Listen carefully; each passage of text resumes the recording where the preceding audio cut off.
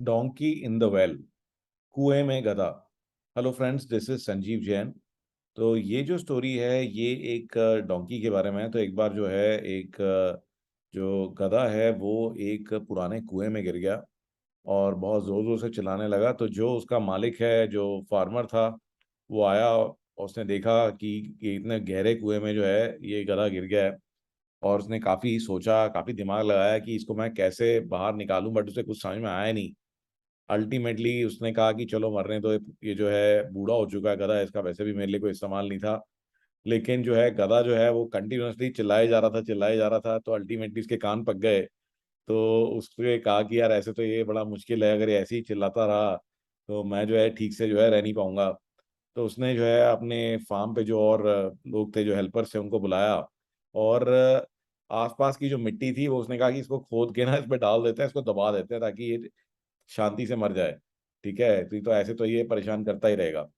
तो उन्होंने जो है उठा करके मिट्टी खोद खोद करके शवल से डालनी शुरू करी कुएं के अंदर में। तो पहले जो गधा था वो तो फिर और ज्यादा परेशान हुआ और ज्यादा चिल्लाया। पर कुछ देर बाद वो शांत हो गया। तो काफी शवल करने के बाद में तो फार्मर ने कहा अच्छा ये शांत कैसे हो गया, एक बार देखें, क्या पता मरमरा तो नहीं गया। तो जब उन्होंने ध्यान से देखा तो देखा क्या हुआ कि जैसे ही वो शवल करके मिट्टी खोद करके डालते थे कुएं के अंदर में, तो गधा क्या करता था कि वो अपनी पीठ को हिला करके जो है मिट्टी को गिरा देता था, नीचे गिरा देता था। और जैसे जैसे वो मिट्टी डालते जा रहे थे कुएं के अंदर में, तो मिट्टी को जो है गधा हिला करके नीचे गिरा देता था और उस पर खड़ा हो जाता था। तो धीरे धीरे धीरे धीरे जो गधा ऊपर उठा था, तो उसकी जो है उसको ऐसा लगा कि ये लोग जो है मेरे को हेल्प करने आया है। और अल्टीमेटली जो है उन्होंने और मिट्टी डाली, तो गधा अल्टीमेटली कुएं से बाहर ही निकल गया। तो ये जो स्टोरी है इसका मॉरल क्या है? इसका मॉरल ये है गाइस कि कई बार ना हमें जो परेशानी होती है तो हम बहुत ज़्यादा पैनिक करते हैं, बहुत ज़्यादा परेशान हो जाते हैं, हाय हाय हाय ये क्या हो रहा है मेरे साथ, ऐसा हो गया वैसा हो गया। ठीक है, और हम लोग ध्यान ही नहीं देते कि रियलिटी में हो क्या रहा है।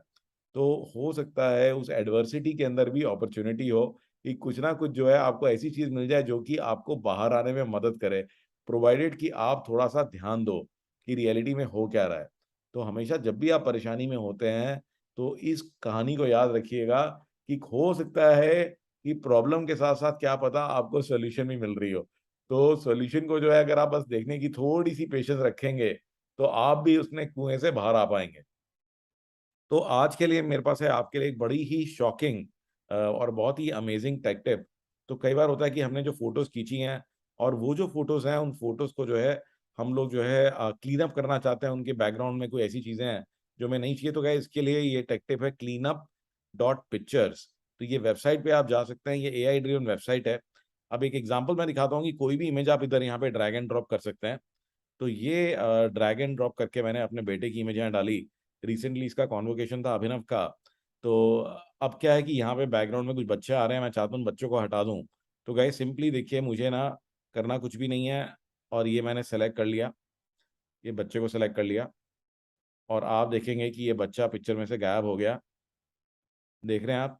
तो इसी प्रकार से और भी पीछे से जो चीज़ें हैं गाइस, ये देखिए आप, ये देखिए मैं कितनी आसानी से इस फोटो को क्लीन अप कर पा रहा हूँ। आप देख रहे हैं कि बैकग्राउंड पूरा मेंटेन्ड है। Isn't this amazing guys? तो ये जो स्टैंडर्ड डेफिनेशन है उसके अंदर फ्री है, आप इसको ट्राई करके देखिए। मुझे तो ये बहुत ही अमेजिंग लगा। आई एम श्योर कि आपको भी बहुत ही यूजफुल लगेगा और फिर अब आप इस पिक्चर को डाउनलोड कर सकते हैं। तो इस वेबसाइट का नाम है cleanup.pictures। तो guys try it out and I am sure that you will love it. And I look forward to seeing you and look forward to getting more suggestions for the stories from your side. तो जरूर अपनी stories और suggestions मुझे भेजिए।